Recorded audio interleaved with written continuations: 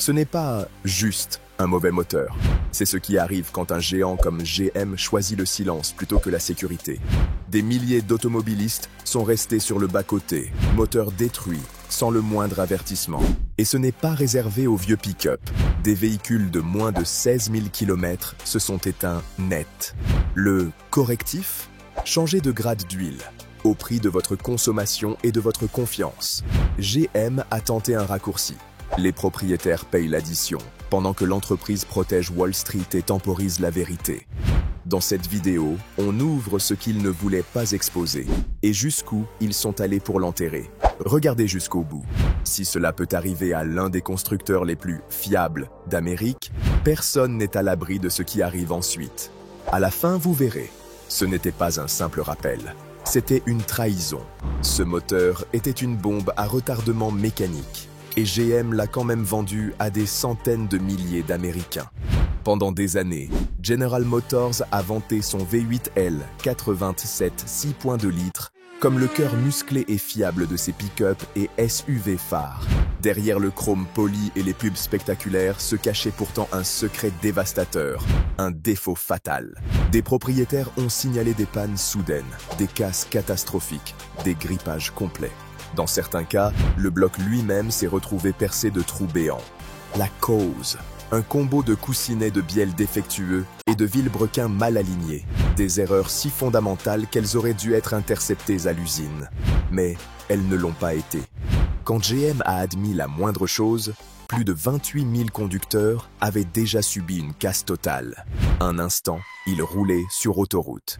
L'instant d'après, le pick-up était mort.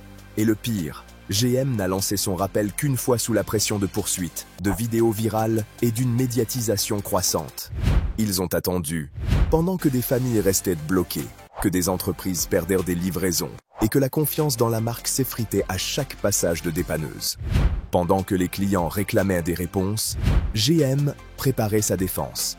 Car oui, GM avait déjà un plan. Un plan pour déplacer la faute et le coup sur vous. Face à un moteur bombe, on attend une réponse urgente, décisive, infaillible. Au lieu d'une refonte, d'un upgrade des pièces critiques, d'un rachat massif, GM a proposé de changer d'huile, littéralement. Officiellement, il fallait passer de la 0W20 d'origine à une 0W40 plus épaisse, censée prévenir les casses liées à la chaleur. Voilà. C'est tout. Mais ce remède avait un prix caché, une baisse de l'efficacité énergétique sur toute la durée de vie du véhicule. Des milliers de dollars de carburant en plus, facturés au même propriétaire déjà piégé par un moteur vicié. Et ce n'est pas tout. Plusieurs actions collectives affirment que ce correctif n'a jamais été pensé comme une solution durable, mais comme un patch de court terme pour repousser les casses au-delà de la garantie. Si le moteur lâchait plus tard, GM n'était plus tenu de payer. Les ingénieurs, eux, l'ont répété. Le problème n'était pas le grade d'huile, mais la destruction métal contre métal à l'intérieur du bloc. L'huile n'aligne pas un vilebrequin. Elle ne corrige pas un défaut d'usinage. Elle masque, temporairement. On n'imagine pas son pick-up mourir sans un seul voyant. Pas de fumée, pas de bruit, rien sur le tableau de bord. Pourtant, c'est exactement ce qui s'est passé. Chris, fidèle à GM depuis toujours, venait de s'offrir un GM CAT 4X flambant neuf. Tout ce qu'il voulait, robuste, haut de gamme, cher. Plus de 80 000 $, financé sur 6 ans. En traversant le Kansas pendant la saison de la dinde, la calandre avant s'est littéralement envolée. Agaçant, mais déjà connu. Quelques jours plus tard, le moteur a serré, à vitesse d'autoroute. Pas d'alerte, juste le silence, puis le chaos. Il s'est immobilisé, coincé sur une portion isolée, sans réseau, ses 2 enfants à l'arrière. Le remorquage n'était que le début. GM a inspecté et conclu « non déterminé », invoquant l'absence d'historique d'entretien alors que le pick-up comptait moins de 70 000 km. La réparation sous garantie a traîné. Chris a manqué le travail. Ses enfants l'école. Le choc émotionnel a dépassé la casse mécanique. Et Chris n'est pas seul. Des milliers d'histoires identiques circulent. Vidéos de moteurs détruits, captures de refus en concession, alertes de mécanos expliquant que ces V8 étaient condamnés dès le départ. Ce n'étaient pas des accidents isolés, mais le symptôme d'une crise plus profonde. Un désastre d'ingénierie inscrit dans l'ADN du L87 dès sa sortie de chaîne. Le cœur du problème n'était ni l'huile, ni seulement la température, mais la métallurgie, la contamination et un contrôle qualité défaillant. Des documents internes apparus en procédure indiquant que GM avait identifié des problèmes d'alignement de Villebrequin dès 2022. Aucun arrêt massif de production n'a suivi. Les moteurs ont continué à sortir, avec des coussinets vulnérables à l'usure précoce et des canaux d'huile susceptibles d'être obstrués par des résidus d'usinage. Des techniciens ont ouvert des blocs jeunes et trouvé rayures, piqûres, pièces affamées d'huile en quelques semaines d'usage. Des ingénieurs ont prévenu.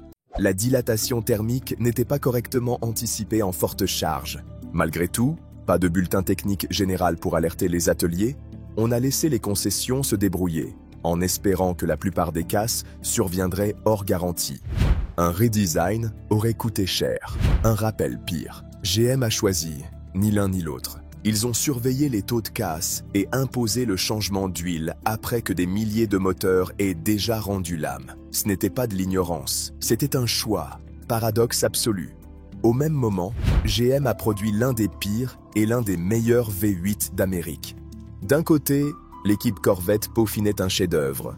Un V8 à Villebrequin plat, LT6, léger, aux tolérances de montre suisse. Capable de grimper au-delà de 8000 tours par minute avec une précision chirurgicale, au point d'impressionner jusqu'aux fans de Ferrari. De l'autre, GM assemblait le L87 pour pick-ups et SUV, minés par la fin d'huile, les désalignements de Villebrequin et les casses de bas moteur. Pendant que l'un gagnait des prix, l'autre déclenchait des procès. Pendant que les propriétaires de Corvette tournaient en sur-circuit, les propriétaires de pick-up tournaient sur dépanneuses. Comment la même entreprise a-t-elle pu livrer de tels extrêmes? Ce fossé n'est pas un accident. Il est né de deux objectifs contradictoires, la performance pure et la survie réglementaire. Le V8 de la Corvette a été développé en bulle par une élite d'ingénieurs moins contraintes par les arbitrages imposés aux moteurs de grande série. Résultat, un sommet d'ingénierie. Le L87, lui, devait optimiser la consommation, coller aux normes d'émission et gratter des coups partout. D'où l'huile la plus fine possible, la 0W20, non pas pour la longévité, mais pour gratter des points CAF. Tolérance, plus lâche, métallurgie moins ambitieuse, validations accélérées. On ne construisait pas un produit pour durer, on construisait un moteur pour passer un test. Le résultat était inévitable. Avec une remorque par 40 degrés Celsius, l'huile se liquéfie, les coussinets surchauffent, les Villebrequins se déforment, et on accuse le client d'un mauvais entretien. La Corvette, elle, prospère, parce qu'on ne lui a jamais demandé de jouer avec les mêmes contraintes. Sur le papier, c'est noble, une huile plus fluide, meilleure pour la conso et les émissions. Dans la vraie vie, c'est une bombe à retardement présentée comme un progrès environnemental. L'EPA et la NHTSA ont imposé des objectifs agressifs d'efficacité. L'industrie a répondu par des huiles plus légères, des mélanges plus pauvres et des tolérances micrométriques. En labo, la 0W20 coulait parfaitement et permettait aux gros pick-up de franchir les seuils. Mais les moteurs ne vivent pas en labo. Ils tractent, ils chauffent, ils tournent au ralenti longtemps, ils encaissent. Dans ce chaos réel, l'huile trop fine a échoué, usure accélérée, chute de pression, casse inévitable. GM n'était pas seul. Ce qui les distingue, c'est la lucidité avec laquelle ils ont accepté ce compromis. Leurs propres tests montraient l'usure en conditions réelles. Les concessions entendaient claquements et blow-by sur des moteurs neufs. Rien n'a bougé. Pourquoi? Parce que rater une cible d'émission coûte des amendes. Rater un client, cela ne coûte qu'une garantie. Et encore, seulement si la casse survient tôt. Marie Barra dirige GM lorsque les casses commencent. Elle y est toujours, et ce n'est pas un hasard. Après le scandale du contacteur d'allumage, elle a promis transparence et responsabilité devant le Congrès. Le scénario du L87, démentir, retarder, détourner.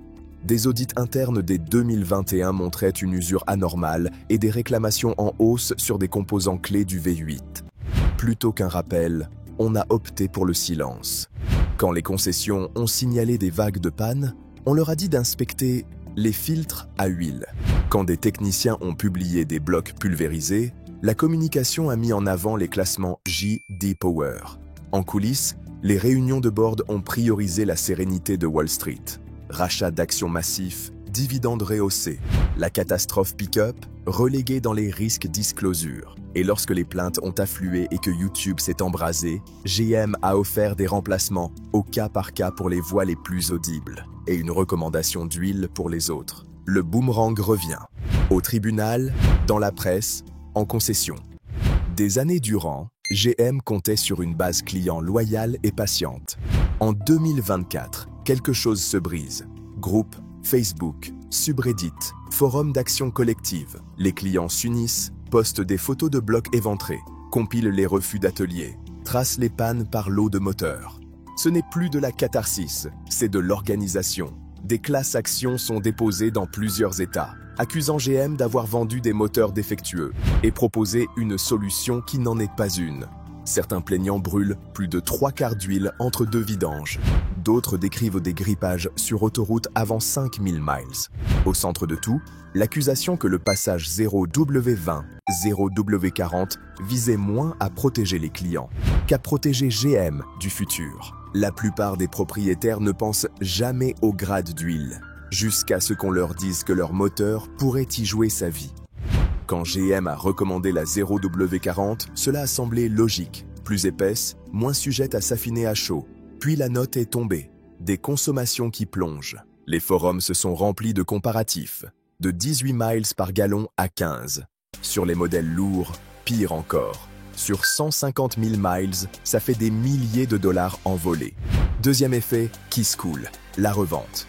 Des historiques Carfax et des bases de concession signalent les changements de grade non standards.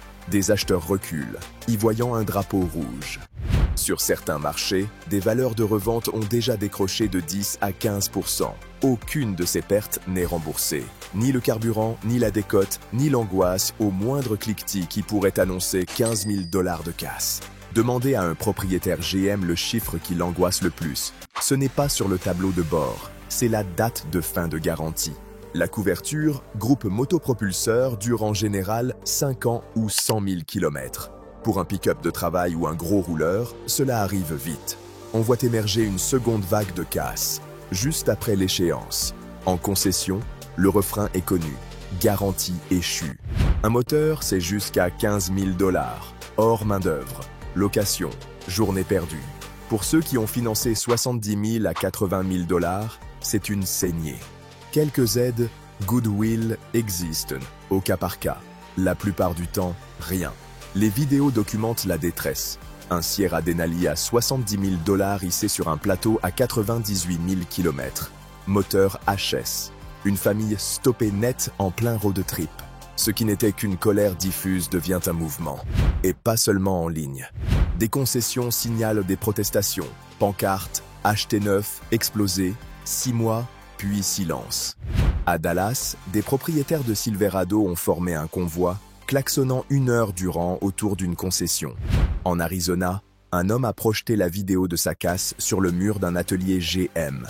La riposte est aussi juridique et politique. 3 procureurs généraux étudient les dossiers des classes actions. Au Congrès, un groupe bipartisan réclame les documents internes de GM. Chrono des décisions, données d'essai, mémo d'ingénierie. Des youtubeurs auto amplifient l'affaire. Une vidéo d'autopsie moteur sur un Sierra de 4000 km, coussinet marqué, limaille dans le carter, dépasse le 1 million de vues en moins de 4 jours. GM tente d'éteindre l'incendie. Avis de service révisé, extension limitée de garantie. Trop peu, trop tard. La confiance est rompue. Et la discussion dépasse désormais les fans de pick-up pour toucher au cœur de la responsabilité des grandes entreprises. Quand plus de 28 000 casses restent largement ignorées jusqu'à un raz-de-marée judiciaire et médiatique, la politique s'en mêle. Début 2025, c'est fait. Des élus des 2 chambres lancent des enquêtes formelles sur les pratiques de sécurité de GM, au-delà du seul L87, vers l'historique des rappels retardés. La NHTSA, déjà critiquée pour sa lenteur, met à jour son suivi des problèmes de groupe motopropulseur chez GM et confirme sa coordination avec les parlementaires. Les équipes du Congrès demandent communications internes, essais d'ingénierie, notes de décision. Des assignations sont sur la table. Des sous-commissions commerce et transport envisagent des auditions publiques, où Mary Barra pourrait être appelée à témoigner. Déjà vu? En 2014, elle s'expliquait sur le contacteur d'allumage. Amende, réforme, année de rebranding. 10 ans plus tard, GM pourrait retrouver le même siège, sous les mêmes caméras. Dans le pick-up, la loyauté est un totem, jusqu'à la rupture de confiance. Ford, Toyota, Ram le savent. Ford déploie une campagne autour de la durabilité et d'essais longue durée. Built for the long haul, no excuse. Ram propose des garanties groupe motopropulseurs étendues et des remises pour les reprises de GM récents. Toyota porte l'estocade la plus chirurgicale. Une campagne digitale vantant un V6 biturbo, conçu sans compromis. Tacle à peine voilé aux correctifs d'huile et aux priorités d'ingénierie de GM. Des flottes, brûlées par les immobilisations et les refus, basculent leurs achats vers Ford et Toyota. Des entrepreneurs au Texas et en Arizona l'annoncent publiquement. Côté investisseurs, la défiance s'installe. Rachat d'actions suspendues, perspectives abaissées, litiges en hausse, les alertes se multiplient. Des analystes dégradent le titre.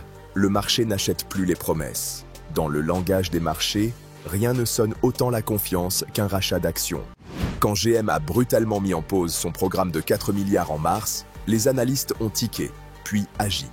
Version officielle, risque juridique et évolution du cadre réglementaire. En réalité, préserver du cash avant des accords de class action, des extensions de garantie, des pénalités fédérales.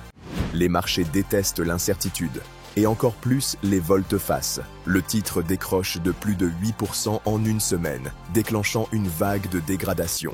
JP Morgan parle d'un risque matériel. Bernstein pointe un problème de crédibilité. Pire pour la direction. La confiance dans le pilotage de Mary Barra, autrefois saluée, se fissure. Forum d'actionnaires en feu. Transparence tardive. Mauvais pari stratégique. Attachement coûteux au V8 thermique pendant que les rivaux accélèrent sur l'hybride. En concession et en forum, la confiance s'effondre. La revente dévisse. Les primes d'assurance grimpent. Les vérifications de vin deviennent réflexes. Ce qui fut un emblème de fiabilité déclenche désormais. Des drapeaux rouges. Et le board? Aucun calendrier crédible pour relancer le buyback. Pas de clarté, pas de plan. Les dégâts dépassent les moteurs. Ils touchent l'actif le plus précieux d'un constructeur, la confiance. Sur le marché de l'occasion, les pick-up GM en L87 voient leur valeur plonger. Les acheteurs scannent les VIN pour éviter les modèles signalés. Dans certains États, des assureurs reprisent les risques de réparation et de litige. Plus largement, c'est l'argument des défenseurs du thermique qui vacille. Fiabilité, durabilité. Quand un V8 vitrine s'écroule à 2000 miles, le discours se fissure. Les futurs acheteurs posent d'autres questions. Quelle huile? Taux de casse? À 240 000 km, ce moteur roule encore. Ou il me laisse sur la BAU comme mon voisin. Même en showroom, des vendeurs GM l'admettent. On perd des visiteurs avant l'essai. Le bruit autour des moteurs nous tue. Ce scandale ne hantera pas que GM. Il planera sur tout le segment pendant des années. Parce que le V8 de GM n'était pas qu'un moteur, c'était un avertissement. Si vous avez vécu ça, vous ou un proche, racontez en commentaire. Kilométrage, huile, symptômes, prise en charge. Plus on rassemble de témoignages, plus il sera difficile d'ignorer ce qui se passe. Si vous êtes encore là, likez la vidéo. L'algorithme comprendra que ça compte. Abonnez-vous maintenant. Nous suivons chaque rebondissement, chaque rappel, chaque esquive corporate. Ce que nous avons dévoilé ici n'est qu'un début. D'autres plaintes, d'autres casses, d'autres constructeurs mis sous les projecteurs. Ça arrive. Restez informés, restez en avance. Le prochain avertissement pourrait arriver, trop tard.